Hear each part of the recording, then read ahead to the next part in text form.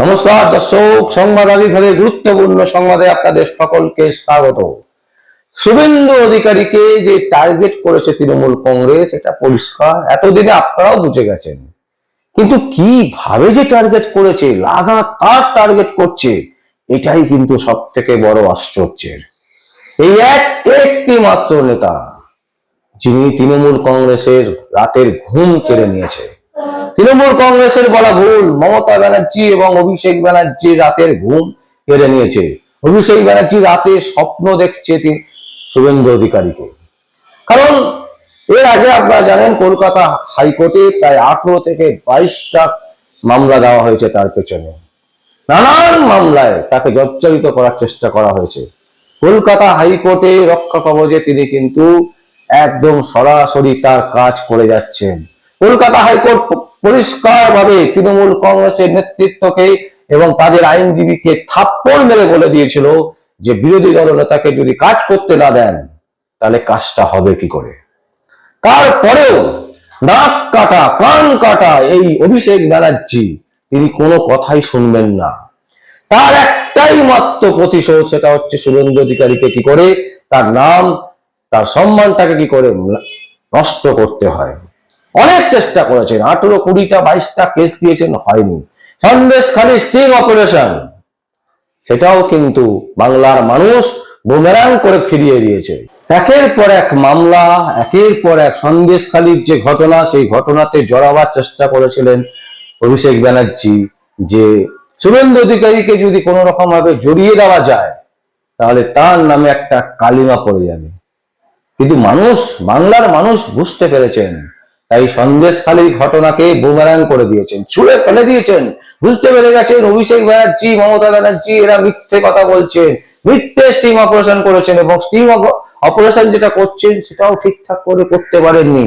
যারা একটু ভালো করে দেখবেন তারা বুঝতে পারবেন যে পুরো ভিডিওটা বানানো, ওগুলো সব বানানো ফেক ভিডিও। ইতিমধ্যে গঙ্গাধর কয়াল হাইকোর্টে গেছে, হাইকোর্টে তার লিভ গ্র্যান্ট হয়েছে এবং সম্ভবত আগামীকাল হিয়ারিং হবে। আমরা চাই এটা সিবিআই নিয়ে, সিবিআই নিলে হাইকোর্ট যে চক্রান্ত ফাঁস হবে।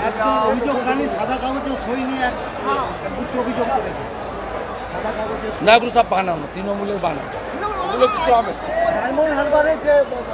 এর উত্তর 19 সালে খুন হওয়া বিজেপি কর্মী প্রদীপ মণ্ডলের ছেলে, যিনি এবারে উচ্চ মাধ্যমিকে 500-র মধ্যে 483 পেয়েছে। প্রীতমই বলেছে যে আমি আইপিএস হতে চাই, শাহজাহানদেরকে শায়েস্তা করতে চাই। এর উত্তর ওই বাচ্চা ছেলেটাই দিয়ে দিয়েছে, আমাদের দেওয়ার দরকার নেই। এই প্রীতমের উত্তরের পরে পিসি ভাইপোর গলায় গামছা দিয়ে ক্ষমা চাওয়া উচিত। সেই ভিডিও বাংলার সংবাদ মাধ্যম কিন্তু বারবার করে দেখাচ্ছে, চেষ্টা করছে যদি তৃণমূল কংগ্রেসকে কিছু সিট পাইয়ে দেওয়া যায়। তৃণমূল কংগ্রেস যে সিট পেয়েছিল আগের বারে টোটাল 22টা, তার থেকে যদি একটা দুটো বাড়িয়ে দেওয়া যায় তাহলে লক্ষ লক্ষ কোটি কোটি টাকা আবার অ্যাড পাওয়া যাবে, আবার কামাই হবে, দারুণ। নিজের সংসার ভরবে, পরের সংসার ভরুক আর না ভরুক। এই চিন্তা ভাবনা থেকে এবিপি আনন্দ মতন সংবাদ মাধ্যমও কিন্তু এই ভুয়ো সংবাদটাকেই বারবার করে দেখিয়ে যাচ্ছে। ঠিক সেই সময় যখন দেখলো বাংলার মানুষ রিটার্ন করে দিয়েছে, বাংলার মানুষ এটাকে অ্যাকসেপ্ট করছে না, বুঝতে পেরে গেছে বাংলার মানুষ, ঠিক সেই সময় অভিষেক ব্যানার্জির নেতৃত্বে আবার একটা মামলা সামনে আনা হলো, যাতে নাম জড়ানো হলো যে শুভেন্দু অধিকারীর কাছের লোক।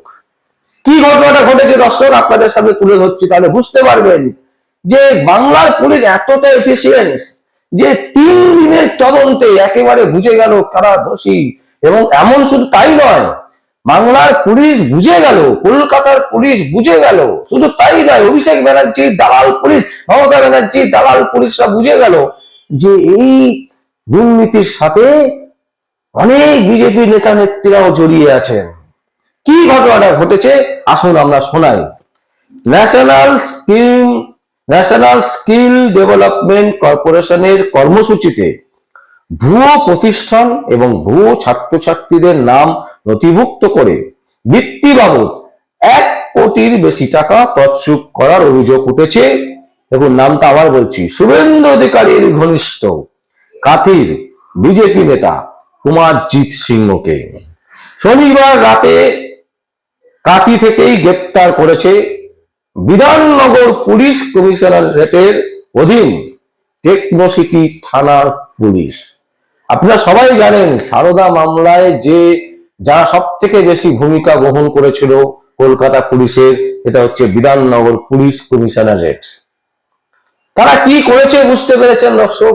আপনারা সবাই দেখেছেন যে বিধাননগরের পুলিশ তারা কুণাল ঘোষকে কিভাবে একের পর এক থানা ঘুরিয়েছিলেন, কিন্তু নেট ফল জিরো। যিনি আসল অপরাধী, যার নেতৃত্বে সারদা ঘটনা ঘটেছে, সেই মাথাকে কিন্তু ধরতেই পারল না পুলিশ। আর সেই মাথাই তাদেরকে পরিচালনা করেন তিনি আর কেউ নন, মমতা ব্যানার্জি। সেই মমতা ব্যানার্জির চটি চাটা পুলিশ তারা না পারলো সারদা মামলা উদ্ধার করতে, না পারলো রোজভ্যালি, না পেরেছে গরু পাচার, কয়লা পাচার, বালি খাদান, আমপান, সমস্ত ক্ষেত্রে তৃণমূল কংগ্রেসের তাবর নেতা নেত্রীরা যুক্ত আছে। একটা নেতা নেত্রীকে অ্যারেস্ট করতে পেরেছেন এই মমতা ব্যানার্জির দালাল পুলিশ, করতে পারেনি। শুধু তাই নয়, শিক্ষা ক্ষেত্রে SSC, TET, group D, group C, upper lower, কোন ক্ষেত্রে একটা নেতা, একটা এসএসসির কোন কর্মী, একটা নেতৃস্থানীয় কোন নেতাকে গ্রেপ্তার করতে পেরেছে এই দালাল পুলিশ পশ্চিমবঙ্গের মুখ্যমন্ত্রী মমতা ব্যানার্জি এবং অভিষেক ব্যানার্জির নেতৃত্বে যে পুলিশ চলছে, গ্রেপ্তার করতে পারেনি। তারা নাকি বলছে বিজেপির আরো বেশ কিছু বিধায়ক এবং প্রভাবশালী নেতা এর সঙ্গে জড়িত বলে আশঙ্কা করছেন পুলিশ। 16 এপ্রিল থেকে তদন্তকারীরা কাজ শুরু করেন। 16 এপ্রিল 19 এপ্রিল পর্যন্ত মোট 39টি প্রতিষ্ঠানে তারা তদন্ত চালিয়েছে। কতটা কাজ করছে ভাবুন রাজ্য পুলিশ, কলকাতা পুলিশ, এবং যেটা বিধাননগর পুলিশ কমিশনারেটের যে টেকনোসিটি থানার পুলিশ, তারা এতটা অ্যাক্টিভ যে 3 দিনে 39টি সংস্থাতে তিনি তদন্ত করেছেন। অথচ এই পুলিশ আজকে 10 বছর হয়ে গেছে, না মমতা ব্যানার্জির গায়ে হাত দিতে পেরেছে, না অভিষেক ব্যানার্জির গায়ে হাত দিতে পেরেছে। শিক্ষাক্ষেত্রে দুর্নীতির সাথে যুক্ত এসএসসি তারা স্বীকার করছে যে দুর্নীতি হয়েছে, সুপ্রিম কোর্টে তারা হলফনামা দিচ্ছে। তারপরেও কাকে গ্রেপ্তার করতে পেরেছে? কাউকে গ্রেপ্তার করতে পারেনি। তার সম্পর্কে কোন তদন্তের কোন রিপোর্ট তারা জোগাড় করতে পারেনি, কোন এভিডেন্স তাদের কাছে নেই। শুধুমাত্র যেগুলোকে নষ্ট করতে হবে মমতা ব্যানার্জির নির্দেশে, সেইগুলোকে তারা নষ্ট করেছে। আর আজকে তারা চেষ্টা করছে কি, শুভেন্দু অধিকারীর নাম জড়িয়ে যদি শুভেন্দু অধিকারীকে কোন রকম ভাবে কালিমা লিপ্ত করা যায়। এই অভিষেক ব্যানার্জির নেতৃত্বে ছাড়া কারোর মাথা থেকে বেরোবেই না। কারণ একজন চিটিংবাজ, একজন চোর, যে শিক্ষাক্ষেত্রে দুর্নীতির সাথে আত্মপর্যন্ত যুক্ত, যিনি বলেছিলেন যে আমার বিরুদ্ধে যদি 1 টাকার হয় আমি ফাঁসি দিয়ে দেবো। হিম্মত নেই যে লোকটা হলফনামা দিয়ে ভোটে দাঁড়াচ্ছে, কমিশনকে মিথ্যে কথা বলছেন যে শান্তিনিকেতনের বাড়ি তার বাড়ি নয়, তার কোনো গাড়ি নেই। এই ধরনের একজন মিথ্যেবাদী নেতা তৃণমূল কংগ্রেসের, তার সবাই লোক হবে কেন? প্রশ্ন কিন্তু এখানেই। লোক হতে পারে না।